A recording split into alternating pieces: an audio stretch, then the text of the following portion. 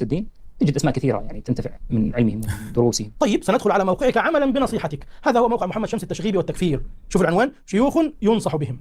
لا يوجد علماء ولا شيوخ. أين ذهب هؤلاء؟ حذفهم جميعا. لماذا حذفهم جميعا؟ لأن جميع العلماء الذين كان ينصح بهم كلهم يخالفونه. كان ينصح الناس بعدد كبير من المشايخ والعلماء: الألباني وابن باز وابن عثيمين وبكر أبو زيد وابن جبرين والحويني والنقيب والمنجد والسعيدان والخنابي وابو عمر الباحث وأحمد سبيع وفلان وعلان، بل نصح بغير هؤلاء أيضا. لكن أذكر لك بعض أهل العلم الذين أنصحوا بهم مثل الشيخ عبد الكريم الخضير. طيب هو لحد هنا أنا بس عاوز أثبت لكم إنه فعلا أهو الموقع بتاع محمد شمس الدين شيوخ ينصح بهم، مفيش حد.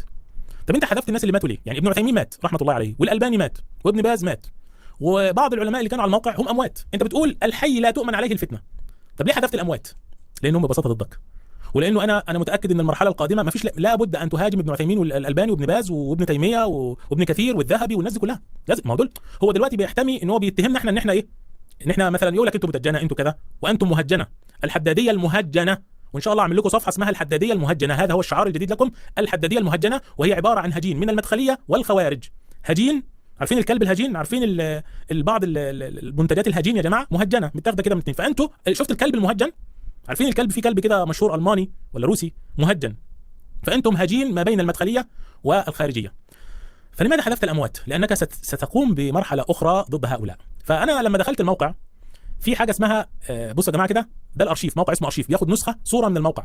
فلما دخلت لقيته فعلا حاطط ابن عثيمين. ابن عثيمين يقول ان النووي امام، ابن باز النووي امام، ابن جبرين النووي امام، احمد النقيب النووي امام ويسفه من يطعن فيه، احمد سبالك يرد على الحداديه ويقول النووي امام، الحويني النووي امام، الفوزان اللي يقول عن النووي اللي يطعن في النووي ده مهبول. هذا مهبول، هذا مهبول. الواحد بيقول له شيخنا حفظكم الله هناك من يقول ان النووي مبتدع ويجب حرقه. هذا مهبول، هذا مهبول، سيبك منه. هكذا الشيخ الفوزان والله.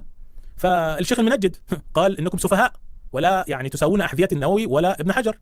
اياد القنيبي عمل فيديو يدافع فيه عن العلماء. ابو عمر الباحث اكيد طبعا غني عن التعريف. احمد ديدات مات رحمه الله وكان يعني لا يتابع مثل هذه الاشياء. احمد سبيع يترحم على الامام النووي وهو ضد هؤلاء. بكر ابو زيد الف كتابا للرد على الحداديه، والله الف كتابا يرد فيها على الحداديه. حامد ادم سامحني والله ما اعرفكش. حسام جاد لا هذا ضد الحداديه. حسن بخاري ضد الحداديه. حسين فارس ضد الحداديه. خالد السبت ضد الحداديه. خالد المصلح ضد الحداديه. خالد الوصابي ضد الحداديه. ذاكر نايك ضد الحداديه. ربيع المدخلي ضد الحداديه مع انه هو السبب فيها. سامي عامري ضد الحداديه. سعد الحميد ضد الحداديه. سعد الشثري من علماء المملكه ضد الحداديه. سعيد الكملي ضد الحداديه.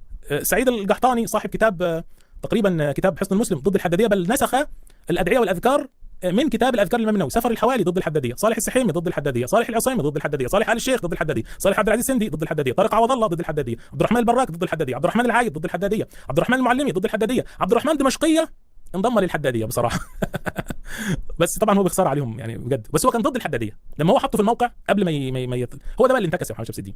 كان فعلا ضد الحداديه. عبد الرزاق البدر ضد الحداديه. عبد العزيز الطريفي ضد الحداديه. عبد العزيز آل الشيخ ضد الحداديه. عبد الكريم النمله ضد الحداديه. عبد الله العجيري عمل عليكم بودكاست ورد عليكم.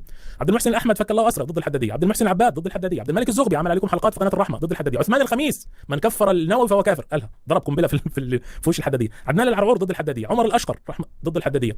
عمر العيد ضد الحداديه. عمر المقبل ضد الحداديه. مازن السرساوي ضد الحداديه. ماهر الفحل ضد الحداديه وعمل فيديو. محمد اسماعيل المقدم ضد الحداديه. محمد الخضيري ضد الحداديه. محمد ابن حمود الوائلي ضد الحداديه. محمد ابن محمد المختار ضد الحداديه. محمد حسان ضد الحداديه. محمد شاهين التاعب ضد الحداديه وعمل الحلقات عن ابي حنيفه. محمد هشام طاهر ضد الحداديه. مساعد الطيار المفسر ضد الحداديه. مصطفى العدوي ضد الحداديه. منصور السالمي ضد الحداديه. منقذ السقار عامل حلقه ضد الحداديه. ناصر الدين الالباني ضد الحداديه ويقول النووي امام وابن حجر امام. ناصر العقل ضد الحداديه. نايف الصحفي ضد الحداديه. هيثم طلعت وحيد بالي ضد الحداديه. طبعا هيثم طلعت ضد الحداديه بيرد على الملاحده. وليد السعيدان ضد الحداديه. يعقوب ضد الحداديه. حذفهم كلهم يا جماعه. بصوا الموقع دي نسخه مؤرشفه. الموقع دلوقتي فاضي، بصوا فاضي مفيش فيه حد اهو فاضي. حذفهم كلهم، طيرهم كلهم، طيرهم شالهم كلهم. النسخه اللي انا عرضتها لكم دي يا جماعه بتاريخ 16 مارس يعني من حوالي 6 اشهر او 7 اشهر تقريبا، يعني من اقل من سنه. كل دول كانوا على الموقع، حذفهم محمد شمس الدين. ليش؟ كلهم ضده. طب يا ابن الحلال مش تقعد تفكر والله يا اخي. يعني انا لما بنشر منشور ويجي لي 2 3 ينبهوني يقولوا لي كلامك في حاجه غلط بخاف. فما بالك لما يكون علماء وائمه، وخلي بالك دول مستندين على قول مين؟ على قول ابن كثير والذهبي وابن رجب الحنبلي